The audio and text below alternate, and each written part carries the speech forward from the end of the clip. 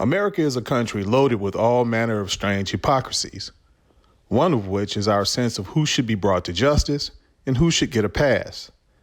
This judgment, strangely, is usually based on whatever the media tells us to think and feel.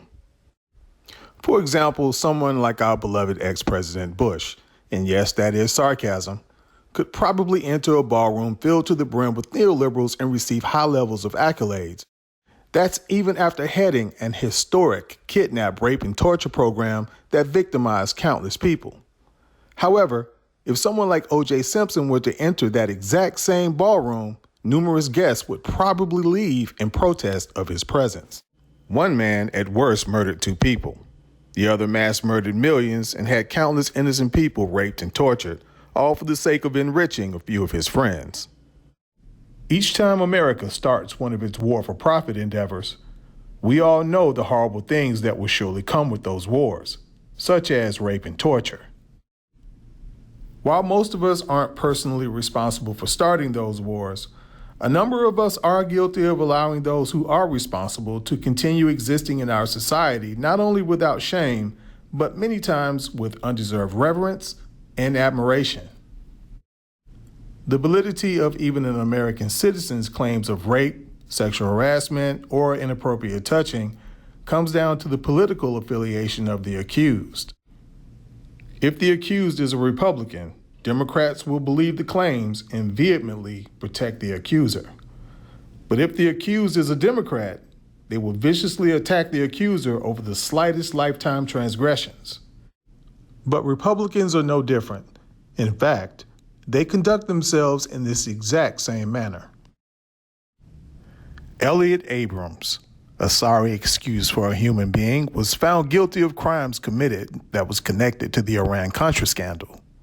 Amazingly, he was recently rehired by the American government to basically do the exact same job he was doing when he committed said crimes. Like Bush, he never directly harmed anyone that we know of.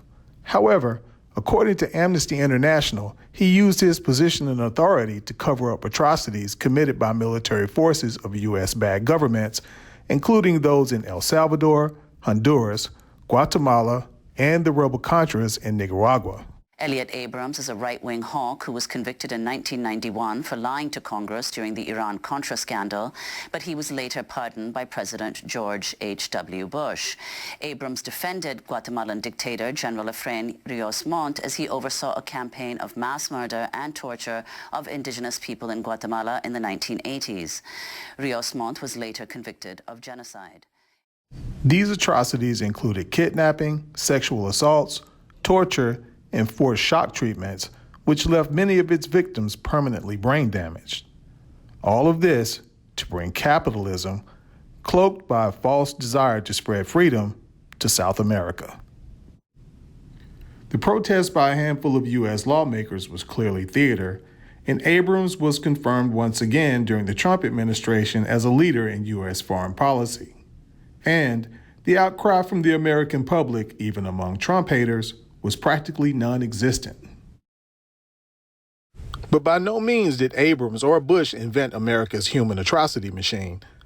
America has proven to be very dedicated to its goals of manifest destiny by relentlessly targeting countries such as Cuba. America's plots against Cuba seem to come right out of a mafia handbook.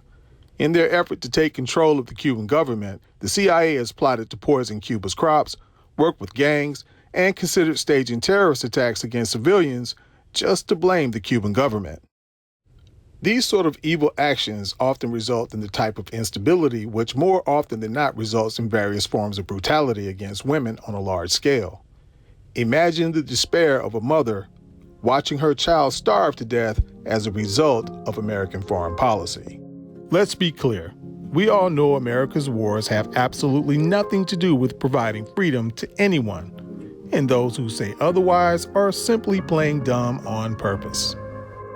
But as Americans, we also know the unspeakable violence that will be committed against women and children each time we destabilize a country or region. Yet we never hold American profiteers accountable for setting the stage for said women to be victimized, many times repeatedly.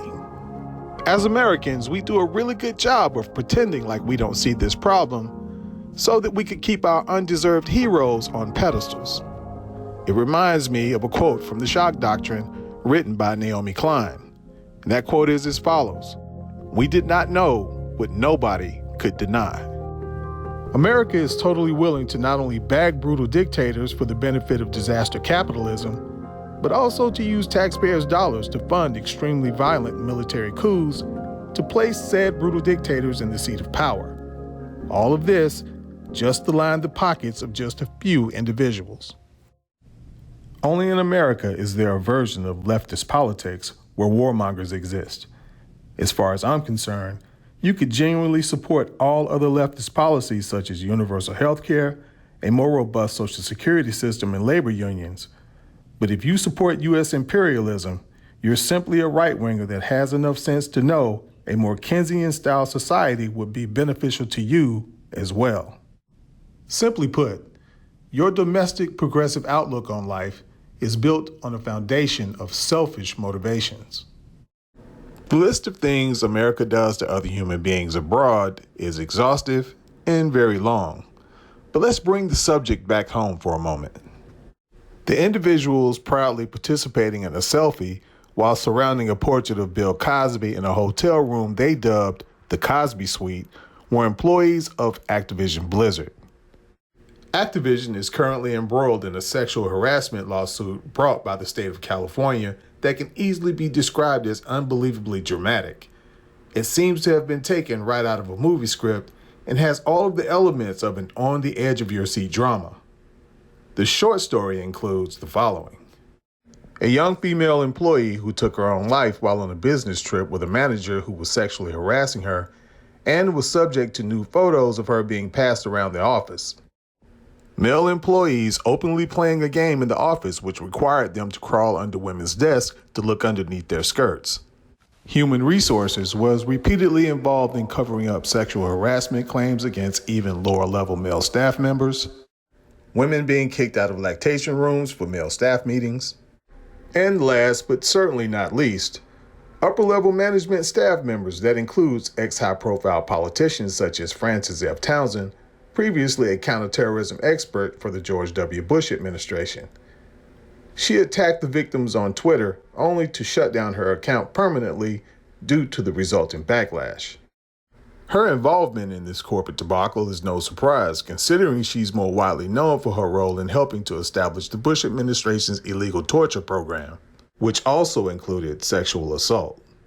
While the Me Too movement may be involved in this situation on some level, it certainly hasn't made it to the mainstream media, and the executives involved have not been dragged before Congress to answer questions regarding how the situation could have gotten so completely out of control for so long.